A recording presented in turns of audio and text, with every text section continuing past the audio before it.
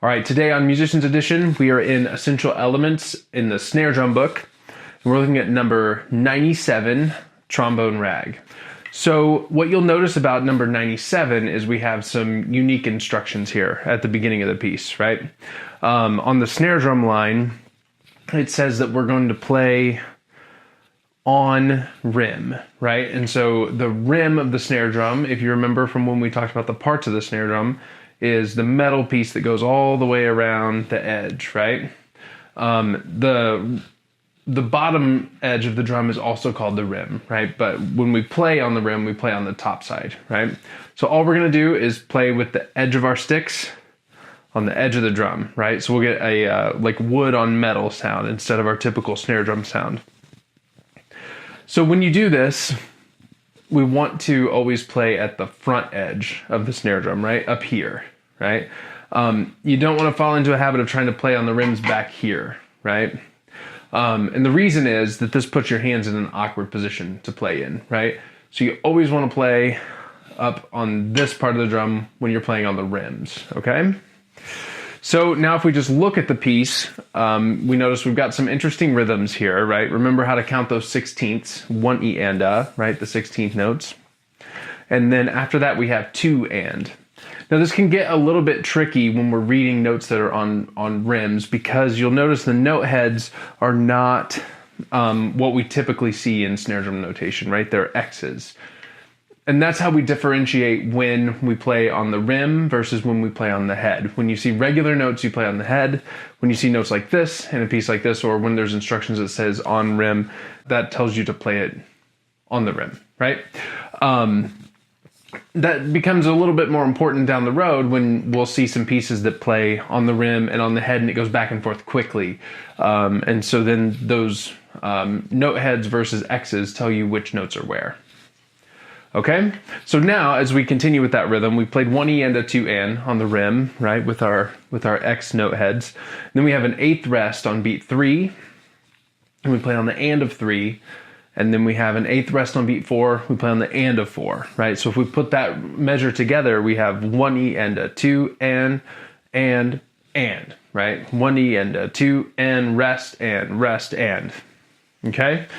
You'll notice in the next measure, we have a similar rhythm on beat 1 and 2, 1 E and a 2 and, okay? Rest on beat 3, and then we play on and again, right? So far this is the same as measure 1. And then here's where we get to where the first two measures are different from each other on beat 4, right? In the first measure, we rested on 4, played on the and of 4. In this measure, we play on both 8th notes of beat 4, right? So we play on 4 and also on the and of 4.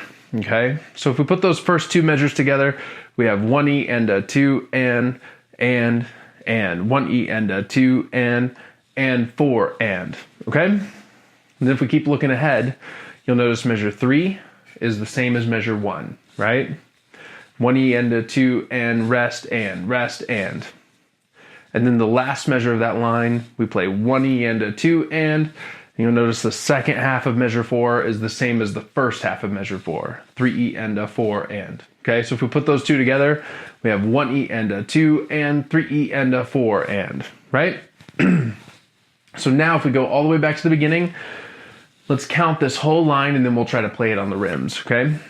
1 E and a 2 and 1 E and a 2 and 4 and 1 E and a 2 and 1 E and a 2 and 3 E and a 4 and. Okay? Count that as many times as it takes to make the rhythm comfortable, right? Remember, we need to be able to speak these rhythms before we try to play them, right? To make sure that we're thinking them correctly. Okay? So once that's comfortable, let's try playing it on the rim. So this is the first 4 measures, right? Playing it on the rim. 1, 2, ready, go.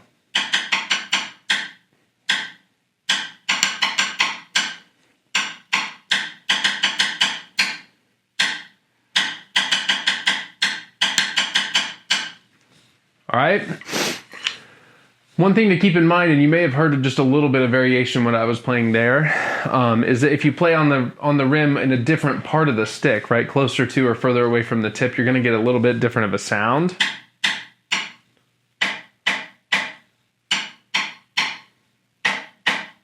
right? So you really want to try to make sure that you play in the same area of the stick with both hands, right? So both of my sticks are in the same area on the rim, so we get the same sound with our right hand as we do our left hand, right? As opposed to different sounds, something like this, right? So you notice that would make my 16th note sound like, right, a little lopsided. One hand sounds different than the other, right? We want to make them sound as even as we can, okay? One other little thing to look out for, which I just did a little bit of, is when we start playing with our sticks out here, we get kind of close to the music stand, right? So we want to be careful that we don't accidentally hit the music stand, right? One way to avoid that is just to raise it up a little bit, right? And then you've got plenty of clearance here so that you don't run into it. All right, so that's the first 4 measures of the piece. Let's look at the next 4 measures of the piece, right? And one thing we're looking for as we glance ahead here is patterns, right? Repeated measures that we've already played, things like that, right? Stuff that we can pick up on quickly. So if we notice measure 5 on the second line, we've got the same rhythm as measure 1, right? Measure 6, the second measure of the second line, same rhythm as measure 2, right? Third measure of the second line, right? Measure 7, same rhythm as measure 3, right? So far, we haven't had any new material, right? Then when we get to the first ending, we see we have a quarter note on 1 and a quarter note on 4, right? So we play 1, rest, rest, 4. And at the end of the first ending, remember that means we're gonna repeat all the way back to the beginning, okay? And then when we get to that point, the second time around, we're gonna skip the first ending and go to the second ending, all right? Now, when we get to the second ending here in a minute, you're gonna notice on beat 4 of the second ending, the very last note of the whole piece, we have a flam, right? And a flam just is a little note right in front of the big note, or what we call the primary note, right? We have a grace note and a primary note, right? Or a little note and a big note. So for the little note, we're gonna keep our stick nice and low. And for the big note, we're gonna lift our stick to the normal height. So let's see how that looks on the drum before we kind of transfer that to the rim. Okay, so I'm gonna have my little note nice and low, close to the surface, my regular note, or my big note at its normal height, and then I'm just gonna drop both sticks at the same time.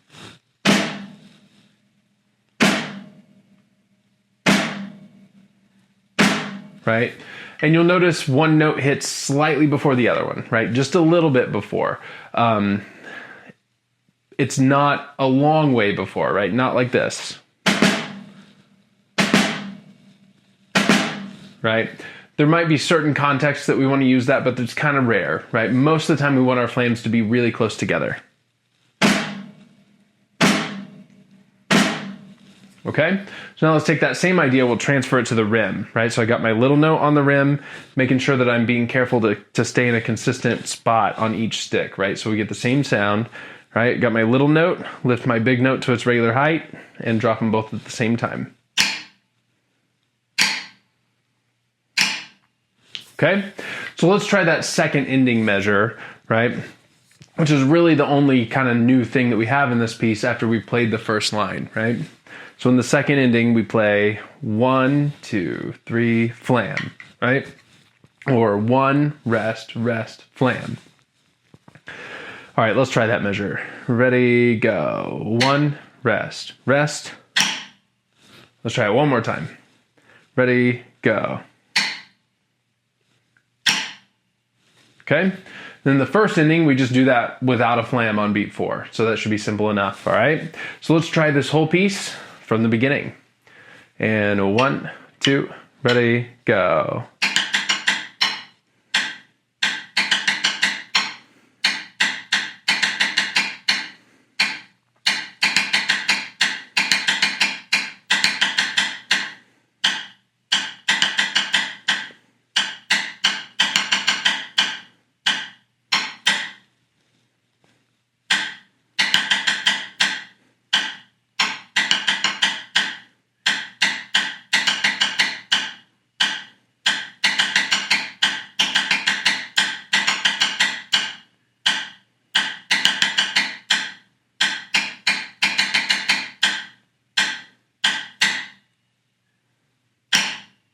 So that's number 97 of Essential Elements snare drum.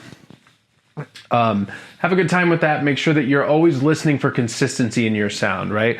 Like we talked about on the rim, making sure the same part of the stick is hitting the same part of the drum and getting nice, even, consistent sounds between your hands, okay? So happy practicing, and I'll see you next time.